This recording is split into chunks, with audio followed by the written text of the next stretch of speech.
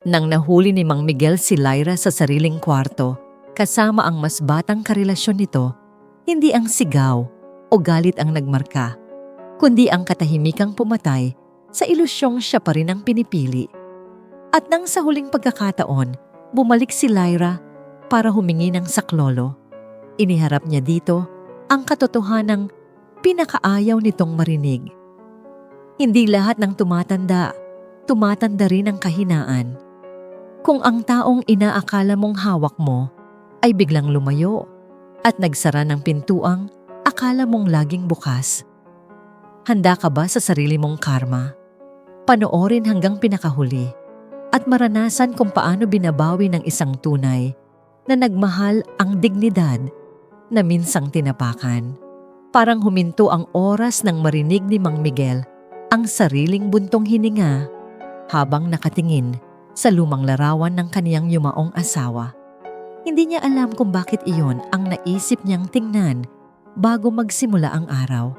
Pero may kung anong kirot at lambing na sabay na humaplos sa dibdib niya. Parang paalala na may mga puso talagang natutuyo sa paglipas ng panahon, hindi dahil sa kakulangan ng pagmamahal, kundi dahil sa katahimikan na unti-unting lumalamon sa kanila. Kaya naman, nang ibaba niya ang larawan at humigop ng kape sa veranda, naramdaman niyang muling inuulit ng buhay ang parehong siklo mula umaga hanggang dapit hapon na parang kopya ng kahapon. Sa ganitong ritmo niya ginugol ang halos 10 taon. Tahimik, mahinahon, at walang kahit sinong kasama, kundi ang mga ibong dumadalaw sa bakod at mahinang ugong ng hangin sa paligid. Pagkatapos ng kape, lagi niyang dinidilig ang mga halaman na siya mismo ang nagtanim bilang pampalipas oras. Hindi naman marami, pero sapat para punuin ang bakuran niya ng kaunting kulay. Minsan, hinahaplos niya ang dahon ng santan habang iniisip kung gaano kabagal lumaki ang mga bagay na inaalagaan mo araw-araw. May lungkot sa bawat pagdilig, isang uri ng puwang na hindi niya masabi kahit kanino. Lalo itong lumalalim tuwing naririnig niya ang tawanan ng pamilya sa kanto, mga batang tumatakbo, at mga magulang na sumisigaw ng kain na sa hapag. Sa bawat tunog, tila isang maliit na pako ang tinutulak papaloob sa puso niyang matagal nang mag-isa. Isang hapon, habang sinusundan niya ng tingin ang paglapit ng dilim at paghawi ng liwanag sa langit, may kumutok sa gate. Hindi siya sanay sa bisita, kaya may bahagyang kaba na sumilip sa dibdib niya. Pagbukas niya, nandoon si Lyra. Maiksi ang buhok, mahinhinang nangiti, at may kagaanan ang boses na tila kaya nitong pawiin ang alikabok sa loob ng bahay niya. "Tito, nagbabakasakali lang po ako. Baka may bakanteng kwarto kayo for rent?" Tanong nito, mahinahon pero may halong pag-asa. Noon pa lang, naramdaman na niya ang kakaibang paggalaw ng hangin sa paligid. Parang may panibagong yugto ang buhay na kumakatok. Tinanggap niya si Lyra bilang nangungupahan at sa unang linggo pa lang, napansin niyang nag-iba ang ritmo ng kaniyang araw. May ingay na hindi nakakasakit ng ulo, may kilos na hindi nagpapabigat ng bahay. Kapag naguhugas siya ng pinagkainan, bigla na lang itong susulpot sa likod niya. "Ako na po, Tito Miguel, para hindi kayo mapagod." Sabay ngiti. Hindi siya sanay sa ganoong pag-aasikaso, kaya minsan hindi niya alam kung paano sasagot. Ngunit natutuhan niyang ngumiti pabalik kahit mahina. Sa tuwing nagkakapuwang sila sa hapunan o sa veranda, sabay silang nagkukwento. Minsan, napapahaba ang usapan nila tungkol sa panahon kung kailan musmus pa si Mang Miguel, tungkol sa panliligaw na may sulat at bulaklak, at tungkol sa mga pangarap niyang hindi niya nasundan. Si Lyra naman, lagi niyang kinukwento ang pagnanais niyang makaipon, makapag-aral muli, at makalaya sa buhay na parang paulit-ulit na paghabol sa kakapiranggot na pag-asa. Sa bawat sandali, nararamdaman niyang parang lumalawak ang mundo niya na matagal nang nanikip dahil sa katahimikan. Hindi rin nakaligtas sa kanyang pansin ang mga maliliit na bagay. Ang paraan ng paghahain ni Lyra ng ulam na sapat para sa kanila pareho. Ang pag-abot nito ng kape kapag malamig ang gabi. O ang pagtapik nito sa braso niya kapag tumatawa. "Tito, ang cute niyo pag nagkukwento," sabi nito minsan. At kahit biro lang yon, may kakaibang init na tumama sa puso niya. Sinubukan niyang itago yon, ilibing sa likod ng isip, ngunit sa bawat araw na lumilipas, mas lalo itong sumisibol. Hindi niya maintindihan kung bakit, pero may kilig na matagal nang nahiwalay sa buhay niya ang unti-unting bumabalik. Pilit niya itong itinatanggi. "Matanda na ako, hindi ito para sa akin," bulong niya sa sarili habang nakatingin sa kawalan. Ngunit sa tuwing makikita niya si Lyra na nag-aayos ng buhok, nguminingiti habang may hawak na tasa, o naglalakad sa loob ng bahay na parang matagal nang kilala ang bawat sulok nito, hindi niya maiwasang isipin, baka sa edad niya may natitira pang pagkakataon. At doon nagsimula ang kakaibang pag-asa na hindi niya inakalang babalik pa. Isang tahimik, pero malinaw na tanong sa loob niya na parang nagmamakaawa ng sagot.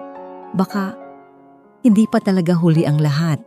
May kakaibang lamig na dumapo sa batok ni Mang Miguel nang marinig niya ang mahinang paghikpi mula sa itaas ng hagdan. Parang hindi dapat may ganoong tunog sa bahay na matagal nang sanay sa katahimikan. Parang may punit na nangyari sa mundong unti-unti niyang natutunang maging masaya muli.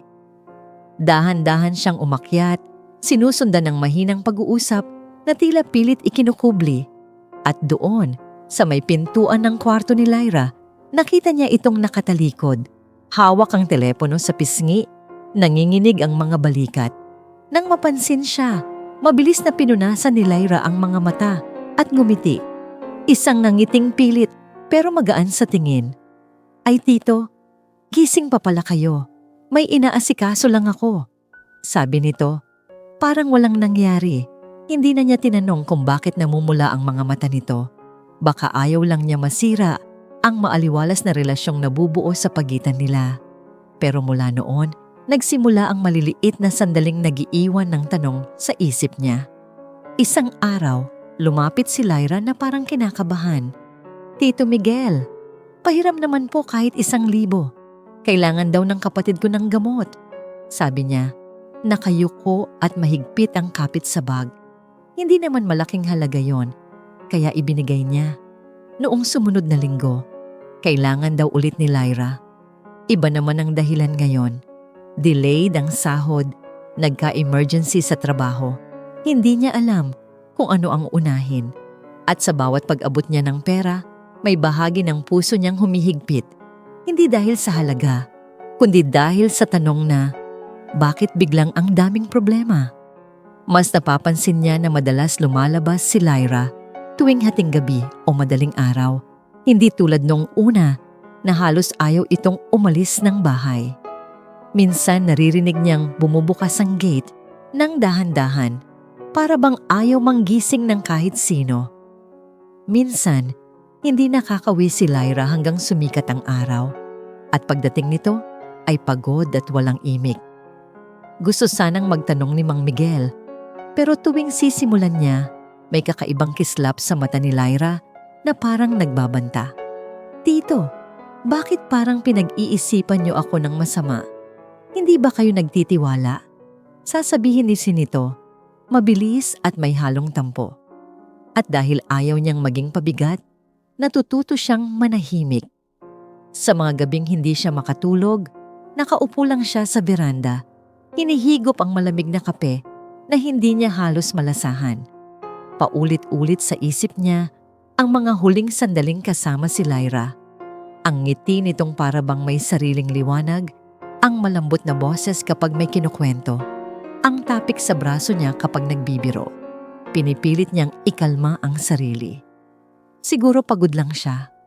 Baka may pinagdadaanan lang. Bulong niya sa hangin. Umaasang totoo ang sarili niyang paliwanag. Ayaw niyang isipin na unti-unti nang may nababasag sa pagitan nila. Ngunit habang lumilipas ang mga araw, mas lumilinaw ang mga bagay na hindi niya maipaliwanag. Minsan, napansin niyang may hindi kilalang numero na paulit-ulit tumatawag kay Lyra. At tuwing babatiin niya ito habang kausap ang numero, bigla nitong ibababa ang telepono. Kapag tinatanong niya kung sino iyon, ang sagot ay laging pareho. Trabaho lang, tito. Ang dami niyo namang inaalala. At sa bawat sagot na yon, mas lalo siyang kumakapit sa pag-asang baka nga siya lang ang nag-iisip ng masama. Pero kahit anong pilit niyang ikalma ang sarili, naroon ang kirot sa dibdib na hindi mawala-wala. Parang may maliit na pako na unti-unting humihiwa sa loob niya.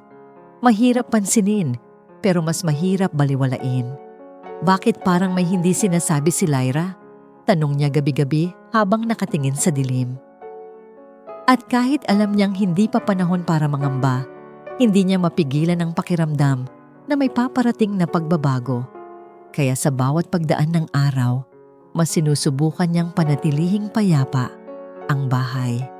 Mas mahinahon siyang magsalita, mas maingat siyang kumilos, takot na baka may magbago sa kakaunting ligayang natatamaan sa niya.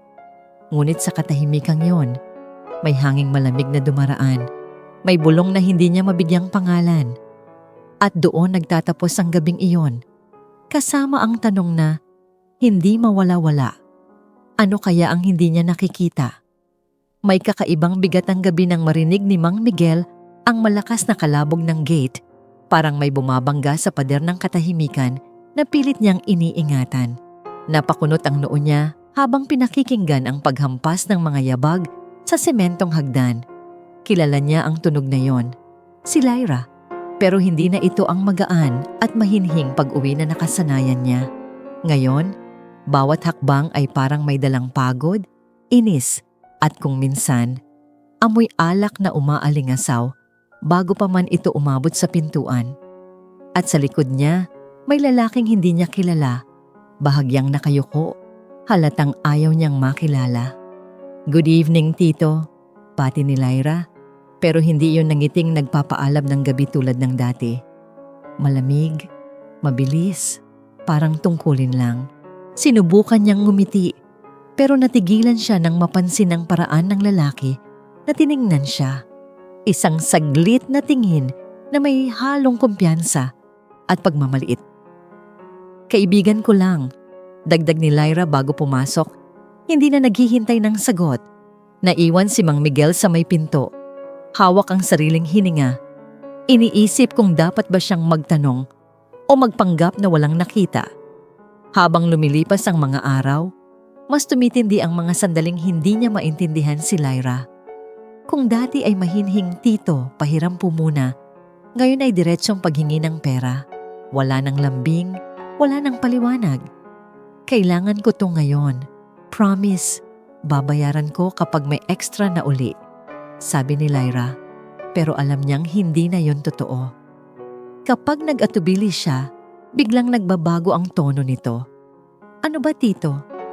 Ang damot niyo naman ngayon," sasabihin nito nang may halong iritasyon, at doon siya mapapahiya. Mapapahawak sa bulsa kahit hindi siya handa. Maging ang mga kapitbahay ay napapansin ang pagbabago. Isang tanghali, habang nagwawalis siya sa labas, lumapit si Aling Perla. "Miguel, kamusta na si Lyra? Parang iba na siya ngayon, ha?" Usisa nito, sabay sulyap sa bintana. Ang daming nakikitang kung sino-sinong kasama. May lambing sa boses ni Aling Perla, pero malinaw ang kumpas ng tsismis. Napayuko si Mang Miguel, nagkunwaring abala sa paglilinis. Bata pa naman siya. Marami sigurong iniintindi, sagot niya, pero ramdam niyang hindi niya nakumbinsi kahit ang sarili niya. Sa loob ng bahay mas lumalabo ang samahan nila. Minsan si Lyra ay sobrang lambing, maghahain ng pagkain at tatawa sa maliliit niyang biro. Pero kinabukasan, lilipas ng ilang oras na hindi siya papansinin, para bang wala siya roon. May mga gabing naririnig niyang nag-uusap si Lyra sa telepono ng pabulong. Minsang may halong halakhak, minsang may hilahing lungkot. At sa bawat pag-uusap na yon, Nararamdaman niyang unti-unting lumalayo ang mundong pinagbahaginan nila noong mga unang linggo. Hindi niya maiwasan ang tanong na umiikot sa isip niya. Ginagamit lang ba siya? Pero kapag sumisilip ang posibilidad na yon, para siyang binibiyak sa gitna. Parang hindi niya kayang harapin ang katotohanan. Kaya tinatakpan niya ito ng sariling paliwanag. Baka pagod lang si Lyra. Baka may problema lang na hindi niya kayang ikwento. Konting tiis, Miguel. Bulong niya sa sarili tuwing gabi. Baka naman totoo ang pinapakita niyang bait noon. Pero hindi rin niya matakasan ang iritasyong unti-unting humuhukay sa loob niya. Hindi dahil sa pera o sa mga gabing wala si Lyra, kundi dahil sa sarili niyang kahinaan. Ako na lang ba talaga ang kumakapit? Tanong niya habang nakatingin sa basong hindi niya naiinom. Sa bawat araw na dumaraan, pakiramdam niya siya ang naiwan. Siya ang patuloy na naghihintay habang si Lyra ay nagiging bahagi ng mundong hindi niya kilala. At sa dulo ng isang gabing puno ng katahimikan at tanong, narinig niya ulit ang gate na bumukas ng sobrang dahan-dahan. Napalingon siya at doon niya unang naramdaman ang matinding kaba. Isang pakiramdam na nagsasabing may mas malalim pang hindi niya nauunawaan at baka magsimula nang mabuksan ang pintuan ng masakit na katotohanan. May tunog ng halakhak na hindi niya kilala ang pumunit sa katahimikang nakasanayan niya tuwing gabi. Hindi iyon tawa ni Lyra mag-isa. May kasabay na mas bata, mas magaan, at mas malakas na parang walang pakialam kung may makakarinig. Napahinto si Mang Miguel habang papalapit sa veranda. At bago pa man niya masilip ang gate, ramdam na niya ang biglang pagbigat ng sikmura. Nang sumilip siya, nakita niya si Lyra at ang isang batang lalaki, magkahawak ang kamay, nakayuko sa isa't isa na para bang sila lang ang tao sa mundo. At sa sandaling iyon, parang may pumisil sa puso niya ng napakalakas. Isang kirot na hindi niya inasahan. Hindi niya napaghandaan. Lyra. Halos pabulong niyang tawag, ngunit sapat para mapalingon ang dalawa. Bitaw agad ng batang lalaki ang pagkakahawak kay Lyra, pero huli na. Nakita na niya ang lahat. Lumapit siya ng dahan-dahan. Pilit pinapainom ng hangin ang naghihingalo niyang lakas ng loob. Sino siya? Tanong niya. Nanginginig ang boses. Hindi malaman kung galit ba o takot ang nangingibabaw. Ano to? At bakit hindi mo man lang sinasabi sa akin kung ano talaga ang nangyayari? Nag-angat si Lyra ng tingin, pero hindi iyon ang mga matang nakilala niya noong unang dumating ito sa bahay. Iba na ang liwanag, mas matapang, mas maiilap, at puno ng depensa. Dito naman, sagot nito. Pilit tumatawa pero halatang inis ang tono. Kaibigan ko lang yan. Ang bilis niyo namang mag-isip ng kung ano-ano. Tumingin ito sa batang lalaki. Saka muling tumingin kay Mang Miguel na parang siya pa ang nagkamali. Parang nagiging controlling na kayo, Tito. Hindi ba ako pwedeng magkaroon ng sariling buhay? Parang bumuka ang lupa sa paanan niya. Ilang segundo siyang hindi nakasagot, hindi makahinga. Ang lahat ng tanong na pinipigilan niyang bitawan nitong mga nakaraang linggo, lahat iyon ngayon ay nagkumpulan sa dibdib niya na parang bagyong walang mapaglabasan. Controlling? Napatawa siya ng mapait. Isang tunog na ngayon lang niya narinig mula sa sarili niya.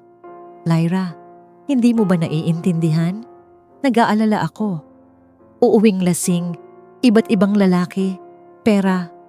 Hindi niya natapos ang sasabihin dahil tinaasan siya ni Lyra ng kilay, bakas ang iritasyon.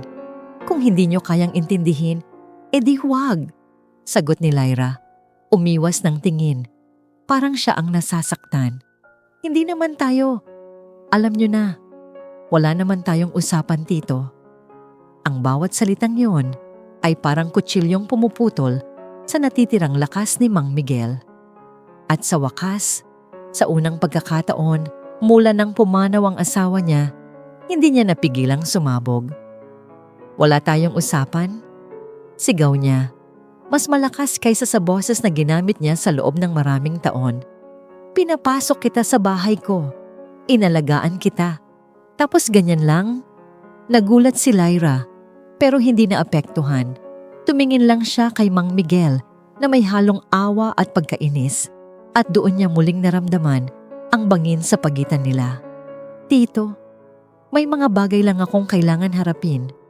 Kaibigan ko siya. Hindi mo kailangang malaman lahat. Parang echo ang salitang kaibigan na paulit-ulit tumatama sa ulo ni Mang Miguel. Kaibigan ba talaga? O isa ba yon sa mga kasinungalingang unti-unting bumubuo ng malinaw na larawan? Hindi pa rin niya makuha ang buong katotohanan. Ang mga sagot ni Lyra ay parang pader na mas mataas kaysa sa kanya, at bawat pagtatangkang umakyat ay nauuwi sa pagkadulas, pabalik sa lupa. Ngunit sa kabila ng lahat ng nakita niya, may bahagi ng puso niya ang kumakapit. Baka naman mali lang ang akala ko. Bulong niya sa isipan habang pinagmamasdan si Lyra na palihim na nakikipag-usap sa batang lalaki. Baka may rason, baka may paliwanag.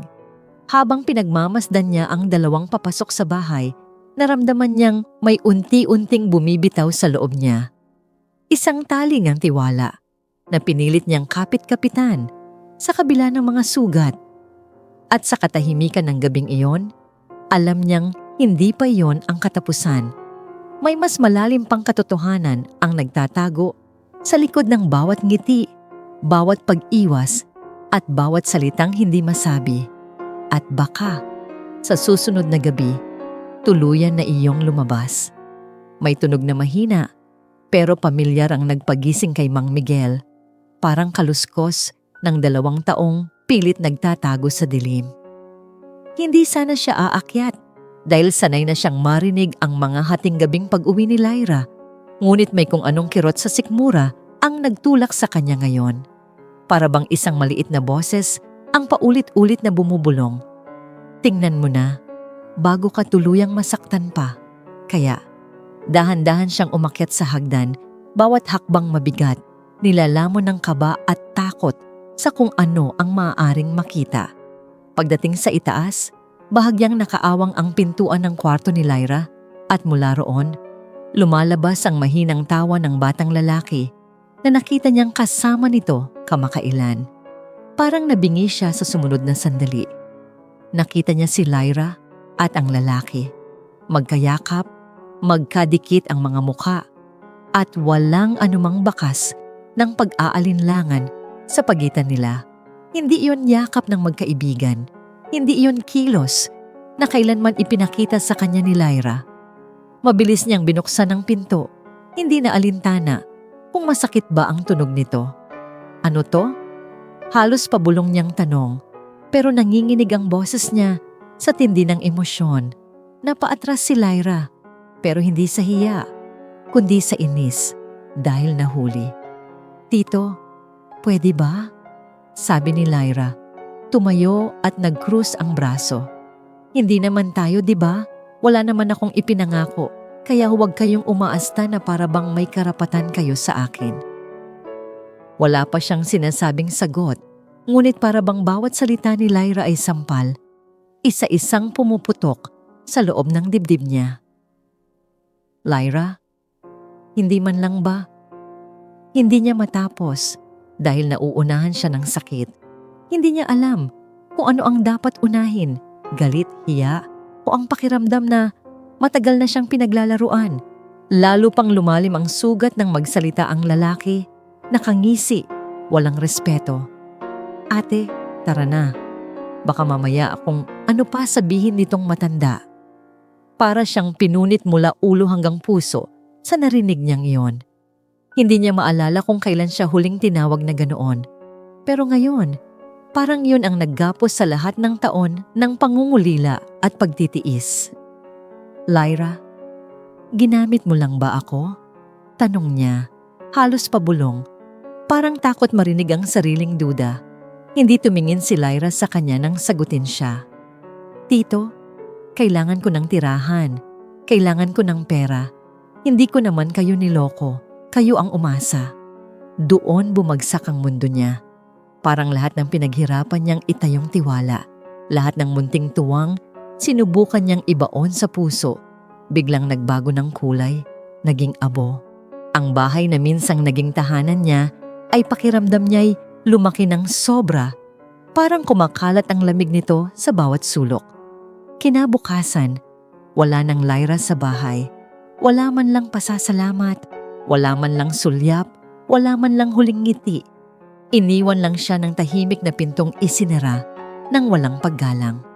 Nang makaupo siya sa mesa pagkagising, doon niya tuluyang naramdaman ang bigat ng nangyari. Ang mga pinggan na dati pinaghahatian nila ay nakahilera nang parang ebidensya ng kanyang kahinaan.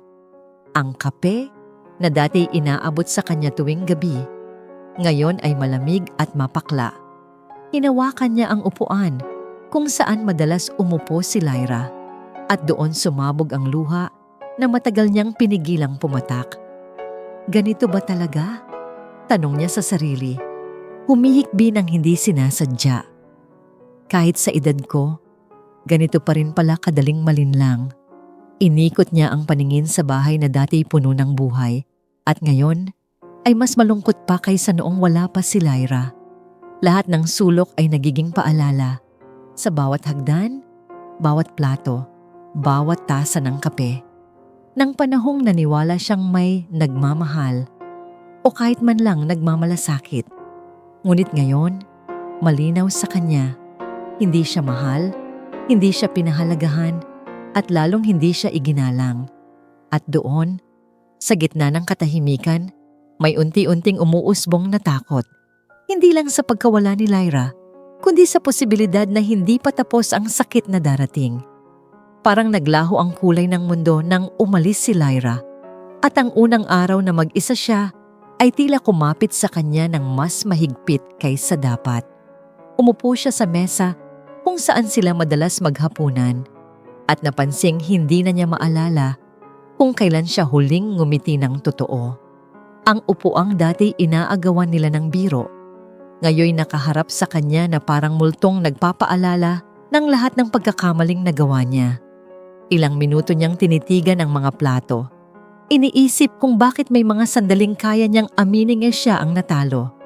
Ngunit mas madalas, ang katahimikan mismo ang sumasakal sa kanya.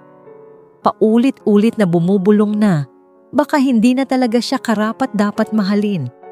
Lumipas ang mga araw na hindi niya namamalayan. At ang pagkain ay naging isa na lamang pangangailangan, hindi kasiyahan. Minsan isang beses lang siya kakain sa buong maghapon. Sapat lang para hindi himatayin, pero hindi sapat para mabuhay ng may gana. Sa bawat subo, nararamdaman niyang kumakapit ang pait sa dila niya, na para bang kahit anong iluto niya ay tinatabunan ng alaala ng mga gabing may kasamang tawanan si Lyra. Bakit ba ganito? Tanong niya habang ibinabalik ang kutsara, hindi makatingin sa sariling pinggan. Bakit parang ako ang may kasalanan sa lahat? Isang umaga, naglakad siya papunta sa kwarto ni Lyra, hindi sana para maghanap, kundi para sana linisin iyon.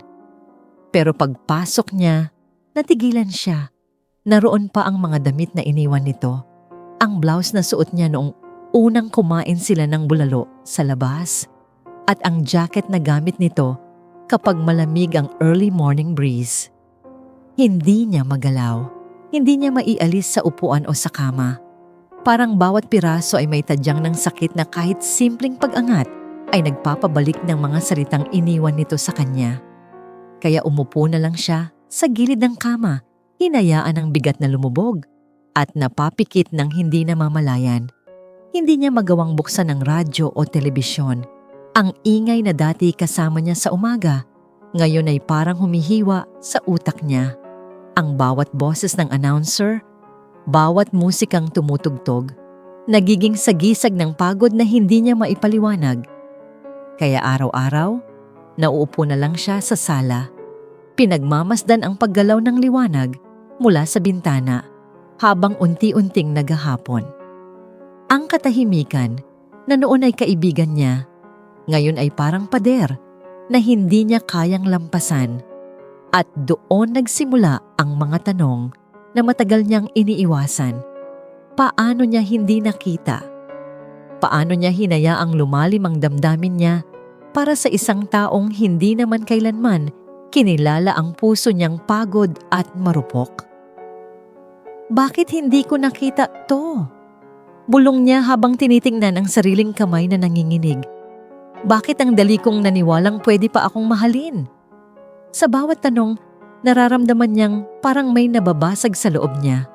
Unti-unting nawawala ang anyo ng dating matatag at mayabang na Mang Miguel na kilala ng mga kapitbahay. Ang nakikita na lang niya ngayon ay isang lalaking pinagtaksilan, iniwan, at pinilit kumapit kahit hindi na dapat. Hindi niya na makilala ang sarili. Ang dating mahinahong boses ay napalitan ng mababang ungol ng pagkadismaya. Ang dating matibay na tindig ay napalitan ng baluktot na katawan na parang may pasan na hindi niya mabitawan. At sa bawat pagtulog niya, hinihiling niyang sana magbago ang pakiramdam kinabukasan. Pero pagising niya, mas mabigat pa rin ang dibdib. Parang umuulit lang ang parehong bangungot. Hanggang sa dumating ang araw na hindi na niya gustong bumangon. Nanatili siya sa kama, nakatingin sa kisame na parang may sagot iyon sa lahat ng tanong niya. Ayaw niyang harapin ang mesa, ayaw niyang harapin ang kwarto ni Lyra, ayaw niyang makita ang sarili sa salamin. At sa gitna ng nakakabinging katahimikan, may isang tanong na paulit-ulit niyang naririnig sa loob niya. Kung ganito na ang nararamdaman niya ngayon, saan pa kaya siya babagsak bukas? May kumaluskos sa labas ng pinto. Isang tunog na dati ay hindi niya papansinin, pero ngayon ay parang kumakatok sa pagod niyang dibdib. Hindi niya balak bumangon, ngunit may mahina at pamilyar na boses na tumawag. Miguel, nandyan ka ba? Si Aling Perla iyon, ang kapitbahay na palaging may dalang tsismis o ulam tuwing may okasyon. Binuksan niya ang pinto ng dahan-dahan at agad na bumungad ang mukha nitong puno ng pag-aalala habang nakahawak sa isang mangkok ng tinolang manok. Anak ng Diyos, Miguel, ang payat mo, sabi nito. Hindi maitago ang pagkabigla. Sa sandaling iyon, parang naaninag niya ang sarili sa mata ni Aling Perla, isang lalaking tinanggalan ng saya, nalulunod sa sariling pagkabasag. Inilapag ni Aling Perla ang mangkok sa mesa at hindi umalis hanggat hindi niya nakikitang kumakain si Mang Miguel. Umupo lang siya at tahimik na tumango bilang tugon. Pero alam niyang nakikita nito ang lungkot na hindi niya kayang itago. Miguel, marami nitong sabi, hindi ka pwedeng magkulong ng ganito. Hindi ka nag-iisa. Napayuko siya at sa unang pagkakataon, naramdaman niyang may iba palang nakakakita ng bigat na dinadala niya. Nang umalis si Aling Perla, naiwan sa mesa ang tinola, mainit, mabango, at buong buo. Kab kontra sa sarili niyang halos wala ng laman. Makalipas ang 2 araw, dumating ang pamangkin niyang si Joel. Dala ang isang supot ng prutas at isang mukha ng pag-aalala. Tito, kailangan na natin pag-usapan to. Wika nito habang tinitingnan ang paligid. Para bang hindi makapaniwalang ganito, kabilis humantong sa pagkadurog ang dating masiglang tahanan. Hindi pwedeng ganito na lang kayo. Kailangan nyo ng tulong. Napapikit si Mang Miguel, nahiya sa sariling hinayaan ng sarili na umabot sa ganitong kalagayan. Ngunit may kakaibang ginhawang dumapo sa loob niya sa simpleng katotohanang may nagmamalasakit pa pala. Ilang araw pa ang lumipas bago niya napapayag ang sarili na sumama kay Joel sa isang support group para sa mga senior na nakaranas ng emotional abuse. Sa una, nahiya siyang pumasok. Pakiramdam niya wala siyang karapatang umupo roon. Iniisip niyang mas mabibigat ang problema ng iba. Ngunit nang magsimula ang sharing, unti-unti siyang napatigil. Isang lalaking halos edad niya ang nagsalita tungkol sa pag-aalaga sa babaeng hindi naman tunay na nagmahal sa kanya. Isang lola ang umiiyak habang ikinukwento ang pagkaloko sa kanya ng isang mas batang karelasyon na tanging pera lang pala ang habol. At doon, parang may pumutok na bula sa loob niya. Hindi pala siya nag-iisa. Ang sakit na inisip niyang siya lang ang nakaranas ay sakit na kinaya at nilampasan ng marami bago pa man siya. Hindi pala kahinaan ang magmahal. Minsan, maling tao lang ang minahal.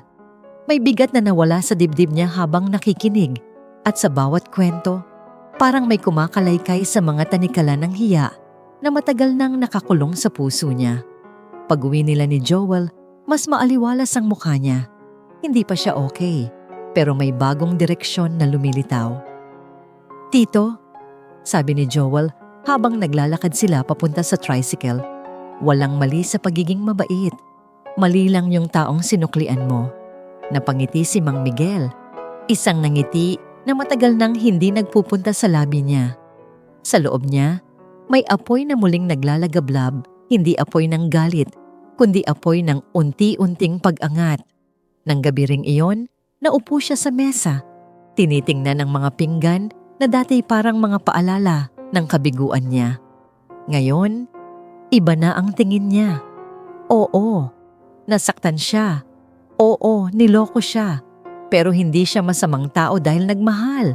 Hindi siya hangal dahil umasa. At hindi siya kailanman magiging wala lang. Habang humihigop siya ng mainit na sabaw, mula sa tinolang na iwan pa mula kay Aling Perla, bumulong siya sa hangin. Hindi na mauulit ito. Hindi na ako papayag. At sa kauna-unahang pagkakataon, pagkatapos ng napakahabang gabi ng pagkalungkot, naramdaman niyang may bagong himig ang katahimikan, isang paanyaya na magsimulang muli. May kakaibang katahimikan sa loob ni Mang Miguel nang isang umagang mapansin niyang hindi na siya natatakot bumangon. Hindi iyon ang dating katahimikan na parang kumakain sa kaluluwa niya, kundi isang uri ng espasyong nagbibigay luwag sa paghinga. Napaupo siya sa gilid ng kama at napansin ang sariling kamay na hindi na nanginginig tulad ng mga nakaraang linggo. "Kaya ko to." Mahina niyang bulong, hindi para kumbinsihin ang sarili, kundi bilang pagkilala na may natitira pa palang lakas sa dibdib niya. Sa unang pagkakataon, mula nang masaktan siya, hindi Lyra ang unang pumasok sa isip niya, kundi kung paano niya gustong mabuhay ngayon. Inayos niya ang bahay ng may bagong layunin, hindi para burahin ang mga bakas ng nakaraan, kundi para buhayin muli ang tahanang halos lamunin ng lungkot. Inilabas niya ang mga luma niyang gamit, inayos ang beranda, at binura ang alikabok sa mga larawang matagal na niyang hindi hinahawakan. Mas organisado ang kilos niya, mas may direksyon. Hindi na siya umaasa sa ingay ng ibang tao para punan ang katahimikan. Unti-unti niyang tinatapalan ang sariling hiwa gamit ang mga bagay na dati niyang kinikilig sa buhay bago dumating ang bagyo ni Lyra. Isang araw, bigla niyang naisipang mag-enroll sa senior fitness program sa barangay gym. Noong una, nahihiya siyang sumama. Baka pagtawanan siya. Baka isipin nilang nagpapapogi. Ngunit nang makita niya ang ibang seniors na mas masigla, mas malakas, at mas determinado kaysa kanya, naramdaman niyang para siyang batang nagbabalik sa klase. Nagsimula siyang maglakad tuwing umaga, ramdam ang banayad na pagbugso ng hangin sa pisngi niya. At sa bawat hakbang, unti-unting tinatanggal ng paggalaw na yon ang bigat na matagal nang nakakapit sa katawan niya. Sa support group, mas naging aktibo si Mang Miguel. Noon, tahimik lang siyang nakikinig. Nagtatago sa likod ng hiya. Pero ngayon, siya na ang nag-aabot ng tissue sa mga umiiyak. Siya na ang nagbibigay ng maliliit na payo. Hindi bilang eksperto, kundi bilang taong bumagsak at muling tumayo. Hindi mali magmahal, wika niya minsan, habang may hawak na kamay ng isang lalaking bagong dating sa grupo. Pero mali kung ipapahamak mo ang sarili mo para sa taong ayaw kang pahalagahan.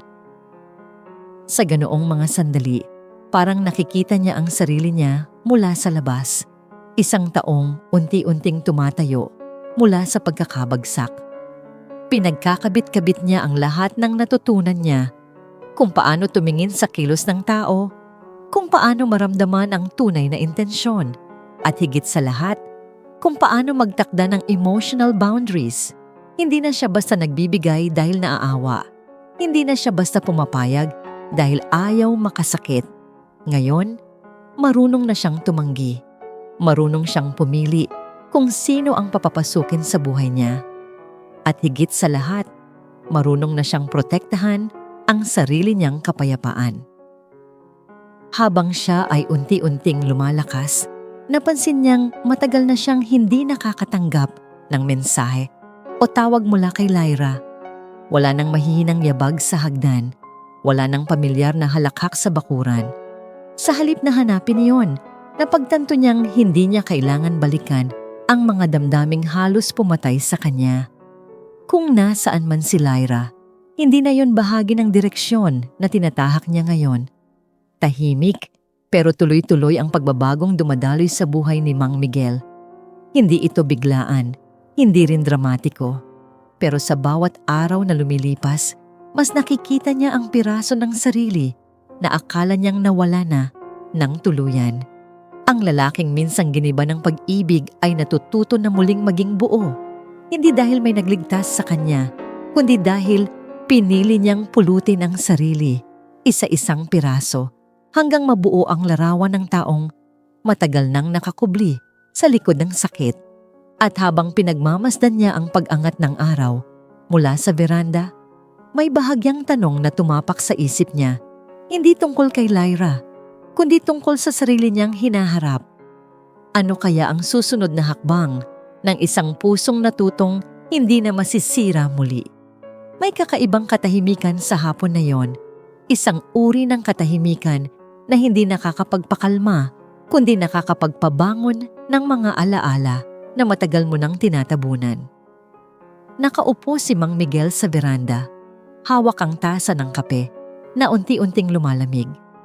Nang marinig niya ang bulungan ng dalawang nagdaraang kapitbahay, hindi niya sinasadya makinig, pero tumama sa tenga niya ang isang pangalang hindi na niya inaasahang makarinig pa muli. Si Lyra.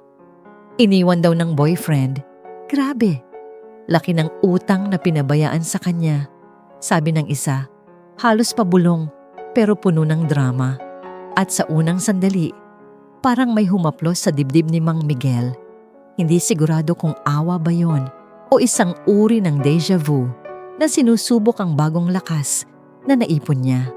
Pilit niyang ibinalik ang tingin sa kape, pero agad ding naputol ang pag-iwas ng marinig ang sunod na bulong. Nakikita raw siya sa terminal, umiiyak lagi. Kawawa naman. Siguro karma. Karma. Isang salitang minsan niyang kinasuklaman dahil parang ipinapakita nito na may laban o gantihan sa pag-ibig. Ngunit ngayon, ang salitang iyon ay tila malayo sa paghihiganti, mas malapit sa isang pag-ikot ng mundo na natural na nangyayari kapag may mali kang pinausbong. Hindi siya natuwa sa narinig, pero may kumikirot sarap na pakiramdam sa kaalaman na hindi lang siya ang sinaktan. Kinagabihan, dumating si Aling Perla na may dalang gulay galing palengke. Miguel, sabi niya habang inaayos ang supot sa lamesa. Nakita ko si Lyra kaninang tanghali sa terminal. Sobrang payat, namumugto ang mata. Parang wala nang matakbuhan. Hindi siya sumagot agad at napatingin lang sa labas sa mga dahong dahan-dahang bumabagsak mula sa puno ng mangga. Ganun ba? Sabi niya sa wakas. Mahina, pero hindi na umaalingaso ng dating sakit. Dati, kung maririnig niya ito, baka madurog siya sa awa o galit. Pero ngayon, may ibang lakas ang humahawak sa kanya. Tila sinasabing hindi niya kailangang pumasok sa apoy na yun muli. Ilang araw ang lumipas at mas dumarami ang tsismis na umaabot sa kanya. May nagsabing niloko raw ni Lyra ang kakilala nila sa pera. May isa namang nagsabi na hindi raw nakabayad sa inuupahan nitong bagong tirahan. Sa bawat piraso ng balita, may kung anong parte niya ang humihinga ng mas maluwag. Hindi dahil masama ang nangyayari kay Lyra, kundi dahil napagtatanto niyang hindi siya gaanong kahinahina noon tulad ng akala niya. Hindi siya ang nagkulang, hindi siya ang nagkamali. Siya ang nabiktima ng taong na ngayon ay nahuhulog sa sariling butas. At kahit hindi siya lumalapit, hindi siya nanghihimasok, hindi niya maikakailang may kakaibang paghila ang tanawin. Parang umiikot ang mundo pabalik sa kanya, hindi para muling sugatan siya, kundi para ipaalala kung gaano na siya kalayo sa lalaking halos hindi na bumangon noon. May mga gabi na napapaungol siya ng kaunting sakit kapag naririnig ang pangalang Lyra. Pero hindi na yun sakit na nagpapabagsak. Isa na itong paalala, isang pagtango sa nakaraang tinanggap niya at nilampasan. Habang nakaupo siya muli sa beranda, isang hapon, hinayaan niyang dumampi ang hangin sa pisngi niya. Noon, ang hangin dito ay parang kutsilyong nagpapalala ng pag-iisa niya. Pero ngayon, may ibang himig ito. Parang sinasabing may puwang pa para sa katahimikan kung sisimulan mo itong mahalin muli. Nakakatawa. Bulong niya sa sarili. Akala ko noon, katapusan ko na. At habang pinagmamasdan niya ang sikat ng araw na unti-unting humuhupa sa bubungan ng kapitbahay, may tanong na bumuo sa isipan niya. Kung bumabalik ang mundo sa kanya, hindi kaya may susunod pang pag-ikot na darating. Isang pag-ikot na haharapin niya hindi bilang taong nabasag, kundi bilang taong muling nabuo. May kumatok sa pinto ng isang gabing hindi naman niya inaasahan ng sinuman. Isang katok na mahina, ngunit tumatagos. Parang paghingi ng tulong na pinilit itago hanggang huling sandali. Napahinto si Mang Miguel habang nagsasalin ng mainit na sabaw. At ilang segundong tumibok ng malakas ang puso niya bago siya naglakad papunta sa pinto.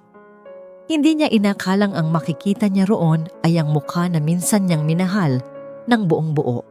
Si Lyra, payat, gusot ang buhok, nanginginig ang baba, at may mga matang parang sinuyod ng araw-araw na pag-iyak. "Tito, pwede ba akong pumasok?" Mahina nitong sabi, halos pabulong, para bang natatakot marinig ang sariling kahinaan. Sa isang iglap, bumalik sa isip niya ang lahat. Ang sakit, ang hiya, ang gabing iniwan siyang nabasag. Binuksan niya ng mas malaki ang pinto at tumango. Walang sinabing kahit ano. Pumasok si Lyra na parang aninong nawala ng direksyon, naglakad papunta sa mesa at naupo nang hindi man lang tumitingin sa kanya dati. Titingnan niya ang bawat kilos nito, maghihintay ng ngiti o lambing. Pero ngayon, iba ang katahimikang bumalot sa kanya. "Tito, wala na po akong mapuntahan," simulang sabi ni Lyra. At doon napansin niyang basag ang boses nito. Parang pinilit niyang buuin pero tuloy-tuloy pa ring nadudurog. "Iniwan niya ako. Kinuha lahat ng pera ko, pati utang. Ako lahat ang pinagbabayad. Hindi ko na alam kung anong gagawin ko." Tahimik lang si Mang Miguel. Walang galit na umahon, walang lambing na bumalik, walang kahit anong emosyon na dati parang nag-uunahan. Sa dibdib niya kapag kausap si Lyra, ang tanging naroon ay pag-unawa. Hindi dahil mahal pa niya ito, kundi dahil mas malinaw na ngayon ang buong larawan kaysa dati. Nakatingin lang siya sa mga kamay niyang nakapatong sa mesa at nang magsalita siya, mahinahon ng tono. "Lyra, ang hirap ng pinagdadaanan mo." At iyon lang ang sinabi niya. Walang pangako, walang alok, walang anuman. Nagpatuloy si Lyra, parang bata na nangangapa sa dilim. "Tito, hindi ko alam kung saan ako titira. Wala na akong pera. Wala na akong makain. Hindi ko alam kung may nagmamalasakit pa sa akin." Dati, ang mga salitang yon ay bubutas sa puso niya, hahatak sa kanya para iligtas ito kahit siya ang kapalit. Pero ngayon, tiningnan niya si Lyra ng diretsyo, hindi upang sisihin, kundi upang makita itong tao rin, marupok at may kasalanan, ngunit hindi na Diyos ng emosyon niya. Sa wakas, naramdaman niya ang kakaibang lakas sa loob niya. Isang lakas na hindi galing sa galit kundi sa tuluyang pagbangon. Lyra, mahinahon niyang sabi, papasok ka dito para makapagpahinga. Pero hindi ko na kayang ibalik ang dati. Mabilis na umangat ang tingin ni Lyra, puno ng pagmamakaawa, pero hindi niya tinakasan iyon. Tito, kailangan kita. Halos sigaw nitong pabulong, ngunit para kay Mang Miguel, ibang-iba na ang ibig sabihin ng salitang yun ngayon. Tutulungan kitang tumayo. Sagot niya, diretso pero mabait. Pero hindi kita pwedeng tanggapin ulit sa buhay ko. Para siyang nagsasalita sa isang salamin na minsang basag. Ngayon ay buo na. Wala siyang luha, wala siyang panginginig ng kamay, wala siyang puwang na muling mabasag. At sa gitna ng lahat, si Lyra na minsang nagpasaya sa kanya at nagwasak sa kanya, ngayon ay nakaupo sa mesa bilang isang paalala na hindi lahat ng binabalikan ay dapat pang buhayin. Sa sandaling iyon, malinaw ang lahat. Hindi na siya alipin ng pag-asa, hindi na siya nakakadena sa sakit, at hindi na siya sumusubok ipilit ang pag-ibig sa taong hindi kayang suklian iyon. Sa unang pagkakataon, sa napakahabang panahon, siya mismo ang pumili, hindi ang takot, hindi ang pangungulila, kundi ang sariling pagpapahalaga. At nang mag-angat siya ng tingin, may kakaibang katahimikang pumuno sa kwarto. Ang uri ng katahimikan na nagsasabing may isang kabanata ang nagsasara at may isa pang paparating na mas matindi, mas totoo. May kakaibang gaan ang humaplos sa dibdib ni Mang Miguel habang pinagmamasdan si Lyra na nakaupo sa harap niya, tahimik at hindi na umiiyak. Hindi yun gaan na dulot ng saya, kundi gaan pagkatapos ng isang mabigat na desisyong matagal niyang iniiwasan. Nang gabing iyon, matapos ang kanilang pag-uusap, hindi siya nakatulog agad, ngunit hindi rin siya binalot ng dating sakit. Sa halip, malinaw sa isip niya na kailangan niyang tulungan si Lyra nang hindi isinasakripisyo ang sarili. Kaya kinabukasan, mahinahong tinanong niya ito, may mga kamag-anak ka bang pwedeng puntahan o kahit pansamantalang tirahan lang? At doon nagsimula ang pinakamaingat ngunit pinakatapat na hakbang na ginawa niya para rito. Tinulungan niya si Lyra maghanap ng pansamantalang matutuluyan, isang pamilyang tumatanggap ng boarders sa kabilang barangay. Nakita niya sa mukha ni Lyra ang hiya at pasasalamat, pero hindi na niya hinayaan ang sarili na madala sa lambing o pagmamakaawa. Hindi siya nagbigay ng pera, hindi dahil nagtitipid, kundi dahil alam niyang iyon ang hangganang kailangan nilang pareho. Kaya mo to, sabi niya kay Lyra, hindi bilang pangako, kundi bilang paalala. Nang umalis si Lyra sakay ng tricycle, tumayo lang siya sa gilid ng kalsada, pinanonood ang unti-unting paglayo nito hanggang sa mawala sa paningin niya. Hindi na tulad noon na sinusundan pa niya ng pag-aalala. Lumipas ang mga araw at linggo at unti-unti niyang narinig mula sa mga kapitbahay na si Lyra ay naglalakad mula trabaho papuntang bagong tinutuluyan. Ayun, mukhang nagsusumikap na siya, sabi ni Aling Perla minsang dumaan sa veranda. Tumingin lang si Mang Miguel at tumango. Walang emosyon na sobra, walang galit, walang awa. Hindi niya ito hinanap. Hindi niya sinubukan kamustahin. Ang tanging ginawa niya ay tanggapin na may mga bagay sa mundo na hindi niya kailangang solusyonan, lalo na ang mga sugat na hindi na dapat niya muling pasukin. Ang hangganan niya ay malinaw at doon niya natagpuan ang kapayapaan. Maging ang mga kapitbahay ay napansin ang pagbabago sa kanya. Miguel, iba ka ngayon ha? Tahimik pero matatag. Biro ni Mang Inoy, isang hapon habang nagwawalis sila sa magkabilang bakod. Ngumiti lang siya, hindi upang magyabang, kundi dahil may parte niya na ngayon lang muling nakangiti ng tunay. Hindi na siya nagkukulong sa loob ng bahay. Hindi na siya lumalakad na parang pasan ng bigat ng isang maling pag-ibig. Para bang ang bawat hakbang ngayon ay may direksyon, kahit hindi niya alam kung saan ito papunta. Sa gabi, umuupo siya sa veranda. Hawak ang mainit na tsaa habang nakatingin sa mga ilaw ng kapitbahay. Doon niya iniisip ang mga nawala. Oras na inalay niya sa maling tao, perang hindi na niya mababawi, damdaming halos nagwasak sa kanya.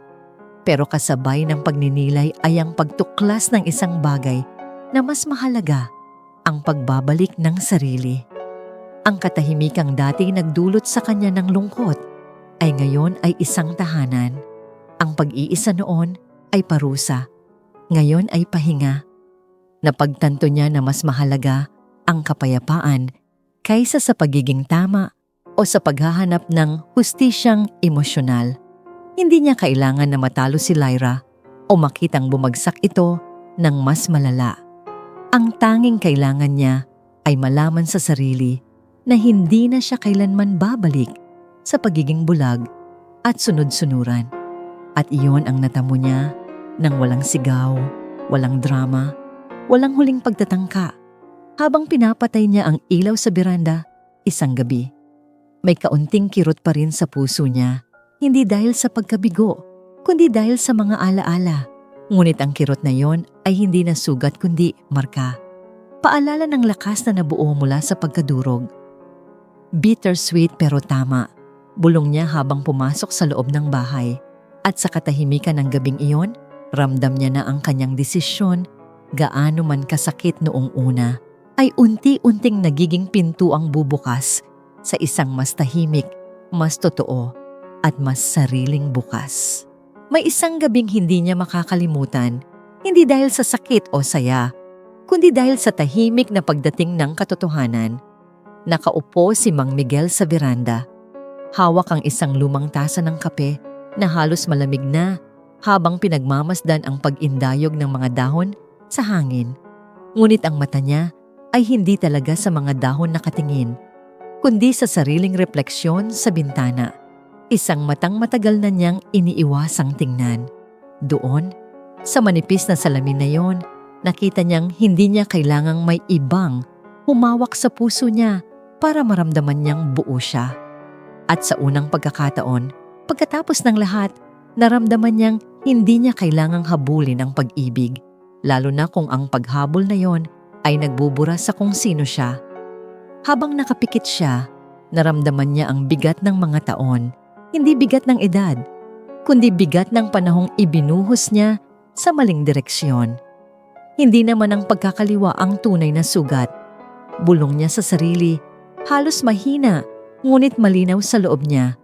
Ang sugat ay nanggaling sa sarili kong paglimot sa sarili. Napakagatlabi siya, hindi sa sakit, kundi sa hiya at pag-unawa. Ang mga sandaling ipinilit niyang itago ang kanyang pangamba, ang mga pag-asa niyang hinayaan niyang tumakbo kahit walang kasiguruhan, at ang mga gabing mas pinili niyang manahimik kaysa harapin ang katotohanan. Lahat iyon ang totoong sumugat sa kanya. Hindi ang pag-alis ni Lyra, kundi ang pagkabura ng bahagi niyang kahit tagal niyang pinangalagaan. Unti-unti, nagsimulang magbago ang anyo ng alaala ni Lyra sa isip niya. Hindi na ito isang bangungot o isang sumpa. Hindi rin ito isang kulang o panghihinayang. Sa halip, isa itong leksyon. Isang mabigat pero makabuluhang pintuan na kinailangan niyang buksan para makita ang sarili ng mas malinaw. Napagtanto niya na ang pagiging mabait ay hindi kahinaan. Ang pag-aalaga, pag-intindi, at pagiging bukas palad ay hindi mga katangiang dapat niyang pagtakpan. Ang problema ay hindi ang kabutihan niya, kundi ang taong pinag-alayan niya nito. Hindi ko kasalanang magmahal, muli niyang bulong, mas matapang na ngayon. Pero mali na hinayaan kong lamunin ako nito. At sa simpleng linyang yon, parang may humulagpos sa dibdib niyang matagal nang nakakadena. Naintindihan niyang hindi siya ginawa ng buhay para maging panakipbutas ng sinuman o para maging lalagyan ng pangangailangan ng iba. Ang layunin ng nangyari ay hindi para wasakin siya, kundi para turuan siyang pumili. Pumili ng kapayapaan, pumili ng hangganan, at higit sa lahat, pumili ng sarili. Habang humihigop siya ng bagong timplang kape, mas mabagal at mas maingat, Naramdaman niyang unti-unting bumabalik ang tibok ng puso niya sa tamang ritmo. Hindi na ito magulo, hindi na ito takot, hindi na ito desperado. Ako ang kwento, naisip niya, hindi si Lyra. Sapagkat ang tunay na puso ng buong pinagdaanan niya ay hindi ang pagtataksil, hindi ang hiya, at hindi ang pagkawala. Ang tunay na puso ay ang muling pagbangon niya, ang paraan ng pagtayo niya mula sa pagkadurog, hindi para maghiganti, kundi para muling mabuo. Tumayo siya sa beranda, itinapat ang mukha sa ihip ng hangin. Ito pala ang tunay na pag-ibig, sabi niya ng mahina. Hindi ang pag-ibig na hinihingi o ipinipilit, kundi ang pag-ibig na nagmumula sa sarili. Ang paggalang na ipinagkait niya sa sarili noon, pero natutunan niyang ibalik ngayon. At sa sandaling iyon, naramdaman niyang may bagong espasyo sa dibdib niya, hindi para kay Lyra, kundi para sa bagong bersyon niya na natutong kumapit sa sarili bago sa iba. Habang pinagmamasdan niya ang paghina ng araw, isa pang tanong ang marahang umikot sa isip niya. Isang tanong na hindi na puno ng takot. Kung ganito na niya kamahal ang sarili, ano pa kaya ang kaya niyang harapin sa natitirang mga araw ng buhay niya? May isang uri ng katahimikang dumarating bago sumabog ang isang bagay na matagal mong iniwasang harapin. Ganitong katahimikan ang bumalot sa bahay ni Mang Miguel nang marinig niyang muling kumatok ang mga daliri sa kanyang lumang pintuan. Hindi maingay ang katok, hindi rin nagmamadali. Isang mabagal, maingat, halos nagdadalawang isip na pagpitik ng kamay, parang paghingi ng pahintulot mula sa isang alaala na hindi niya na gustong balikan. Napahinto siya sa paglalagay ng bagong tanim sa paso.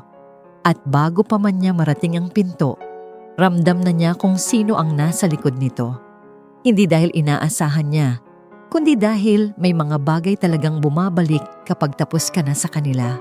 Pagbukas niya, naroon si Lyra, mas payat, mas marupok, at mas tahimik kaysa sa anumang bersyon na naaalala niya. Hindi ito umiiyak, hindi rin ito nag-aalaga ng drama, nakayukulang, hawak-hawak ang isang lumang supot na parang wala namang laman. Tito Miguel, basag ang boses, halos parang nakikipag-usap sa hangin. Nandito ako para magpasalamat at humingi ng tawad sa huling pagkakataon. Hindi kumurap si Mang Miguel, hindi rin siya umatras. Tumayo lang siya ng tuwid. Hawak ang pintuan nang hindi ito isinasara o binubuksan ng buo, sapat para malaman nilang dalawa na may hangganang hindi natatawirin. Pinapasok niya si Lyra, ngunit hindi tulad ng dati. Walang galaw ng kamay na itinuro ang upuan, walang alok ng pagkain o tubig. Pareho silang naupo, magkalayo ng isang hakbang, tila may manipis na pader sa pagitan nila. Makinig lang po kayo, Tito, sabi ni Lyra, at ang boses nito ay may pagod na hindi kayang itago ng anumang pilit na ngiti. Alam kong huli na. Alam kong wala akong karapatang bumalik dito. Pero gusto kong sabihin, lahat ng ginawa ko, lahat ng sakit, alam kong kasalanan ko at pinagsisisihan ko na. Tumango si Mang Miguel, hindi dahil hinahangad niyang marinig iyon, kundi dahil alam niyang kailangan yon ni Lyra higit kaysa sa kanya. Lyra, marahan niyang sagot. Matagal ko nang pinatawad ang sarili ko at kasama na rin doon ang pagpapaumanhin sa'yo. Nag-angat ng tingin si Lyra, may bahid ng pag-asa sa mata. Pero bago pa man lumalim ang tingin, idinugtong niya, pero hindi kita pwedeng tanggapin ulit sa puso ko. O sa bahay na to, hindi na. Parang huminto ang mundo sa pagitan nila. Hindi sumigaw si Lyra, hindi ito nagmakaawa. Sa halip, dahan-dahan itong yumuko at sa unang pagkakataon, nakita ni Mang Miguel ang kabuuang bigat ng ginawa nito. Isang bigat na ngayon lang nito, tunay na tinanggap. Naiintindihan ko, mahina nitong sabi, halos pabulong. At masakit man, tama ka. Salamat, Tito. Sobra. Ang lumabas sa mata ni Lyra ay hindi luha ng pagmamakaawa, kundi luha ng pagkilala na minsan ang pinakamasakit na kapatawaran ay ang hindi na pagbabalik. Sa huling sandali ng pag-uusap nila, may mga katotohanang matagal nang nakaipit sa pagitan nila na lumabas sa wakas, hindi bilang sumbat, kundi bilang pag-amin. Nasaktan kita dahil takot ako. Pag-amin ni Lyra. At hindi ko nakita ang kabutihan mo hanggang huli na. Tumugon si Mang Miguel, hindi na mabigat ang dibdib. At ako na naman, nawalan ako ng sarili habang sinusubukan kitang mahalin. Pero tapos na yon. Walang bahid ng panginginig ang boses niya. Wala ring natitirang pag-asang nakakapit. At higit sa lahat, wala nang takot na baka muli siyang masaktan. Sa mismong hapong yon, habang tumatayo si Lyra para umalis, napatunayan niyang ang tunay na tagumpay ay hindi paghihiganti, hindi pagbalikwas, kundi ang katahimikang dumarating kapag wala ka ng hinahanap na hustisya mula sa taong nakasakit sa'yo. At pagkapikit ng pinto, hindi siya bumagsak. Hindi niya hinabol ang hingang nawala. Sa halip, huminga siya ng malalim at sa unang pagkakataon, naramdaman niyang siya ang nagwagi. Hindi sa laban nila, kundi sa laban niya sa loob. May kakaibang gaan ng umaga nang muling umupo si Mang Miguel sa beranda. Hawak ang tasa ng kape na dati pinupuno lamang ng lungkot at pag-iisa. Ngayon, habang umaangat ang manipis na singaw mula sa tasa, naramdaman niyang may bagong sigla ang hangin. Parang pinupunasan nito ang natitirang bakas ng kahapon. Tiningnan niya ang kalsadang ilang buwan niyang pinagmasdan ng halos walang damdamin. At ngayon ay tila nagkaroon ng ibang kulay. Iba na, mahina niyang bulong. Hindi bilang pag-alaala, kundi bilang pagkilala na may nagbago sa loob niya. Ang parehong scenery, pero ibang tao na ang nakatingin. Pagbalik niya sa loob ng bahay, napansin niya ang malinis na sahig, ang mga kurtinang bagong laba, at mga dingding na dati tila humihinga ng kalungkutan. Ngayon, wala na ang mabigat na presensya ng sakit na iniwan ni Lyra. Hindi dahil nakalimutan niya, kundi dahil natutunan niyang bitawan ang bigat nito. Bawat gilid ng bahay ay parang nagbukas ng bintanang matagal nang sarado, nagpapahinga sa katahimikang hindi na nakakulong, kundi malaya. Para bang sa pag-aayos niya ng bahay, inisa-isa rin niyang buuin ang sarili niyang nawakwak. Sa support group, iba na rin ang pakiramdam niya. Noon, nauupo siya sa pinakadulong upuan. Pilit itinatago ang panginginig ng kamay at ang kirot sa dibdib. Ngayon, siya na ang kinakalabit ng mga bagong miyembro, naghahanap ng kausap. Mang Miguel, paano niyo nalampasan? Tanong ng isang babaeng halos kaedad niya. Ngumiti siya. Isang nangiting hindi pilit, hindi rin Hindi ko nilampasan, sagot niya. Pinadaan ko lang sa akin. Hinayaan kong masaktan hanggang hindi na ako natatakot masaktan pa. Sa sagot niyang yon, napagtanto niyang ang karanasan niya, gaano man kasakit, ay naging gabay para sa iba. Unti-unti, ang pag-ibig na akala niyang hinahanap niya ay napalitan ng kapayapaan. Hindi na siya naghahangad ng kilig. Hindi na siya naghahanap ng kamay na hahawak sa kanya para maramdaman niyang buhay pa siya. Hindi ko kailangan ng kasama para maging buo, na sabi niya minsang naglalakad pa uwi mula sa session. Ang kailangan lang pala niya ay ang tumingin sa salamin nang hindi umiwas, nang walang hiya, at nang may respeto sa sariling kaya niyang tumayo mag-isa. Minsan, bigla na lang sumulpot sa isip niya si Lyra.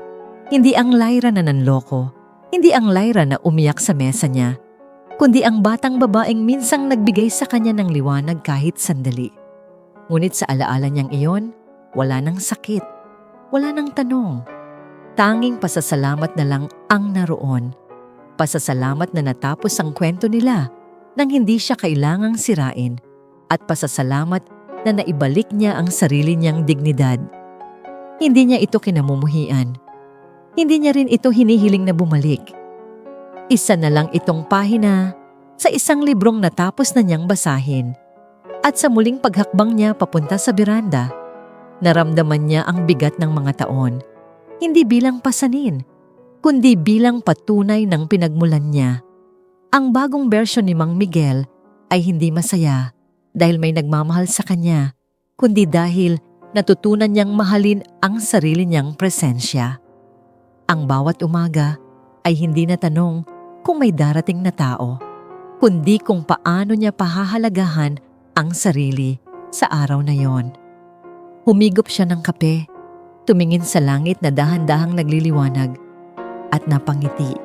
Hindi malawak, hindi matinis, kundi payapa. Sa wakas, bulong niya, malaya na ako.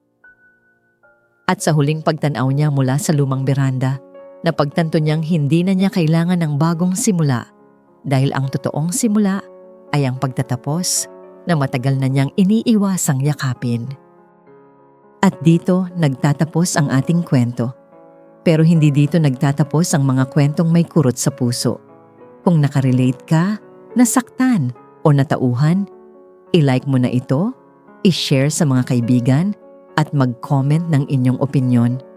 Gusto naming marinig ang saloobin mo at huwag kalimutang mag-subscribe para sa mas marami pang kwento ng pagmamahalan, pighati at pag-asa. Dito lang sa Minsan sa Isang Pag-ibig, Pinoy Love Stories.